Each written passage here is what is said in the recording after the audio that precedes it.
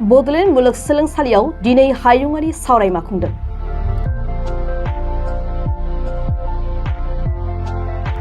क'क्राझारनि देबोरगावआव थानाय बड'लेण्ड मुलुगसोलोंसालियाव दिनै बरमा कलेज बर' बिफान आरो बड'लेण्ड मुलुगसोलोंसालिनि बर' बिफान जथायै बानजायनायाव थुनलाइयाव समाज सानथौ मोनसे बां सोलोंथायारि आयदानि गेजेरजों आयदाखौ लाना हायुङारि सावरायमा हाबाफारि खुंदों।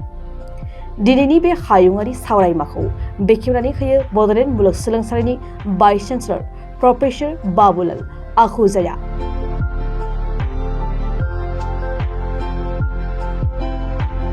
बे हाबाफारियाव मोन्नैबो सोलोंसालिनि बर' बिफाननि गासै सा 50 बिबुंगिरि आरो फरायसाफ्रा बाहागो लादों होनना बानजाय आफादनि लेंथुमगिरि आरो बड'लेण्ड मुलुगसोलोंसालिनि बर' बिफाननि लोगो बिबुंगोरा डक्टर बिजिरगिरि बसुमतारिया फोरमायो।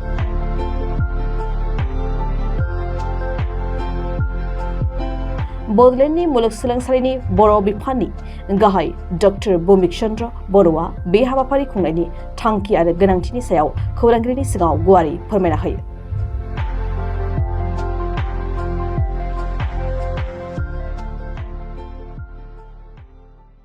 दिनैनि बे बड' डिपार्टमेन्ट बड'लेण्ड मुलुगसोलोंसालिजों खुंजानाय सानसेनि हाबाफारियाव बाहागो लानो फैनाय मिडियानिसिम आंनि मोजां मोननायखौ अर्गेनाइजिं कमिटिनि कनभेनर हिसाबै आं डक्टर बिजिरगिरि बसुमतारिया गोजोननाय हामलायदों।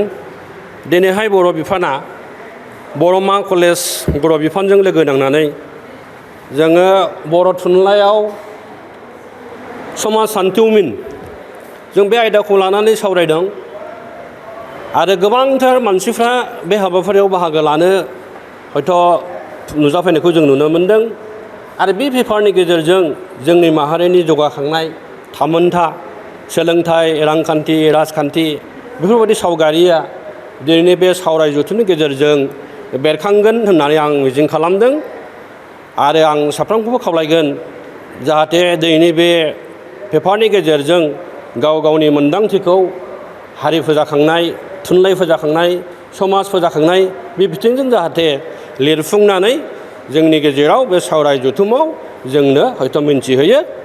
बेखिनियानो हयथ' दिनैनि बे सावराय जथुमनि गुबै थांखि होननानै आं माने लेंथुमगिरिनि मासिनिफ्राय बुंनाय जाबाय। गोजोन्थों। बेवहाय बांसिनानो गुबुन गुबुन फरायसालिमानि फोरोंगिरिफोर आरो जोंनि बिफाननि संजिरगिरि बिथांमोनहा बाहागो लाफैनायखौ नुनो मोन्दों।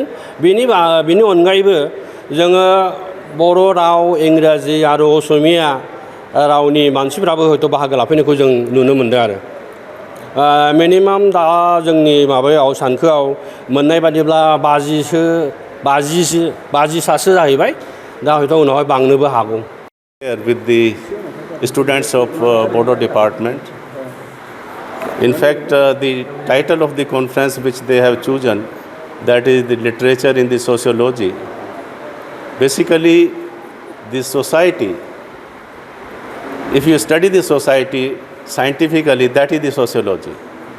So whenever we talk about the society, it means we need to talk in terms of religion, the geographical array, the metaphysical characteristics of particular area, religion, and then how the people are eating, their eating habits, wearing habits.